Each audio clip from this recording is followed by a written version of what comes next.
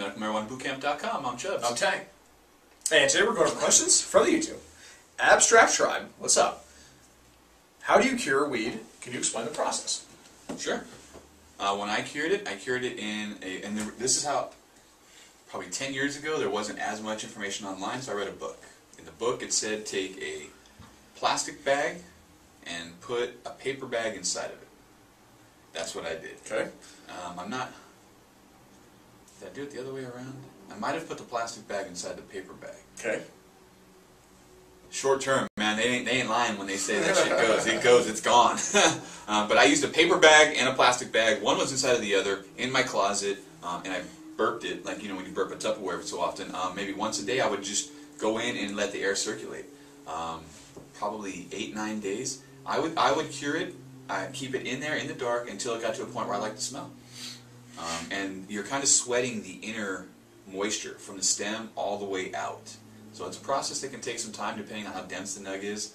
And then also, the longer you cure, the higher you're going to get. The more THC, you know, the more water you separate from the THC molecules, the more psychoactive they become. Right. I'm not trying to be a scientist or anything, it's just what I read.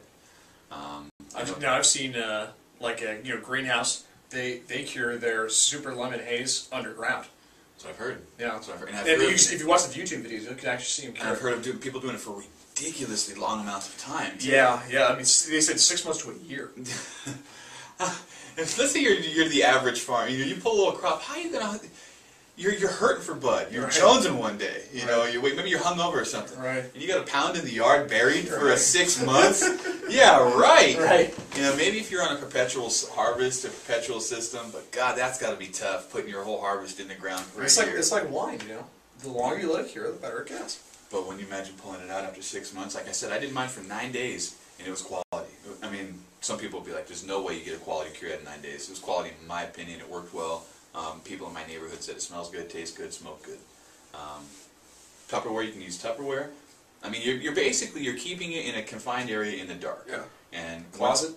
Once in the container that you have it in, whether it's Tupperware, box, paper bag, whatever, if you don't circulate the air at least once a day, you're going to get mold.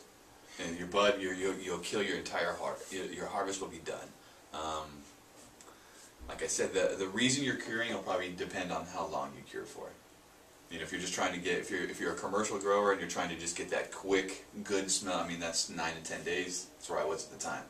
If you're a connoisseur who's just really about to, maybe enter a cup with your strain, 6 months to a year. Sure. But that seems, in my opinion, that seems really fucking long. Like going underground, having like a cellar. Yeah, cellar, man. Like that's October '04. You just pull out the stem. There it is. Go ahead and grab a nug off of it. Oh, the smell would be heavenly. The smell would be heavenly. For the boot camp, I'm Chubbs. Okay, peace.